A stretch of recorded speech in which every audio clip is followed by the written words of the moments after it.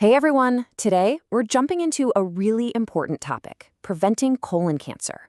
And we're going to start by looking at how some of the biggest dangers, and believe it or not, some of the best solutions, might be sitting in your home right now. It's a crazy thought, right? To think that the things we reach for every day, without even thinking about it, could be silently shaping our health for years to come. So today, we're going to pull back the curtain on some of those hidden threats, and more importantly, show you what you can do about them. All right, first things first, let's take a peek behind the pantry door. We're all about convenience, I get it, but some of our favorite go-to foods come with some hidden baggage we really need to unpack. Let's kick things off with a movie night classic, microwave popcorn. Now, the corn itself, it's totally fine. The real problem is actually lurking in the packaging and sometimes even the flavorings. The biggest issue is in the bag itself.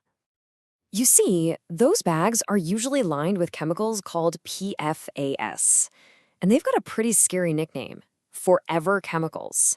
Their job is to keep the grease from soaking through the bag, but the downside is they can seep right into your popcorn. And here's the kicker. Once they're in your body, they don't break down. They just stick around. All right, moving on to another fridge staple for a lot of us, processed meats. We're talking about bacon, those deli meats used for sandwiches, sausages, you know the drill. As much as people love them, the science consistently points to them being a major health risk. So what's the deal? Why are they so risky? Well, it's kind of a perfect storm. They're loaded with nitrates to keep them preserved, they're packed with salt and saturated fat, and when you cook them at high heat, new, nasty compounds can actually form. All of this together is what directly links them to a higher risk of colorectal cancer. And what about that crispy, salty, can't eat just one snack we all crave? Yeah, French fries and potato chips. They have their own secret chemical story, and it all starts the second they hit that hot oil. This is basically a secret chemical reaction happening right in your kitchen. When you fry a starchy food like a potato at really high temperatures, you get that golden brown deliciousness, right? That's called the Maillard reaction. But here's the catch. That exact same reaction creates a chemical called acrylamide, which is a known potential carcinogen. It's literally created in the cooking process. And honestly, the list just keeps going. This table is just a quick snapshot of what's hiding in other aisles of the grocery store. You've got chemicals like BPA lining canned soups, preservatives like BHA and BHT in cereals. It's a huge mix of additives, and a lot of them are being looked at for how they might mess with our body's systems, especially our gut. Okay, I know, that was a lot of doom and gloom, but here's where the story totally changes. The good news is your body is incredible at protecting itself, and giving it the right food is like handing it a superhero cape. So let's get into the science of protection.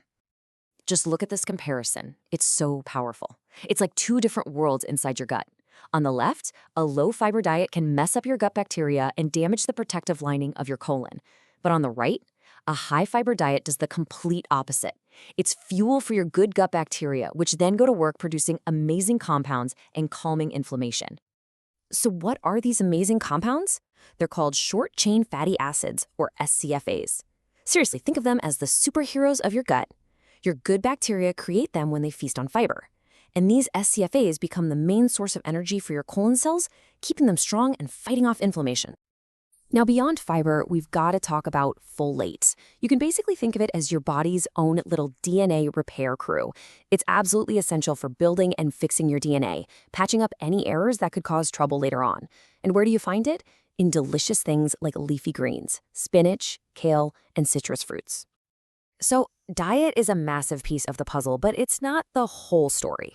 Our overall lifestyle, how much we move, maintaining a healthy weight, our other habits, all of that comes together to form another really powerful shield of defense.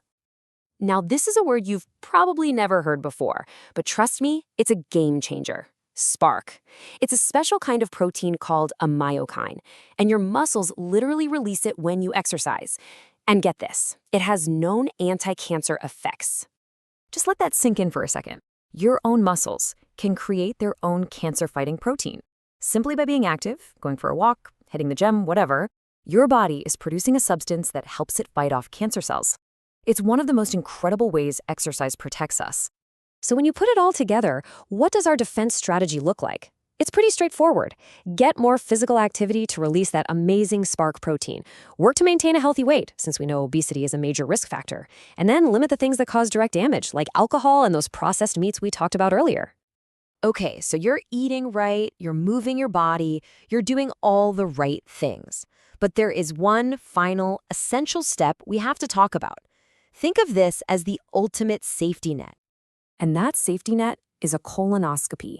It's a procedure where doctors can actually look inside your colon. But here is the most important part. They're not just looking for cancer. They're looking for precancerous growths called polyps, and they can remove them right then and there. They can stop cancer before it ever gets a chance to start. So what's the magic number? For most people at average risk, screening should start at age 45. Now, if you have a family history or other risk factors, you've got to talk to your doctor about maybe starting even sooner. But for everyone else, 45 is your call to action. At the end of the day, this whole thing isn't about fear. It's about empowerment. It's about knowing that the choices you make every single day with what you put on your plate and how you move your body are truly your first and most powerful line of defense. So I'll just leave you with this thought. Your next meal isn't just a meal. It's a choice. Every snack, every time you decide to get up and move, you are actively building the foundation of your future health. So what are you going to choose to build? Thanks for joining me for this explainer.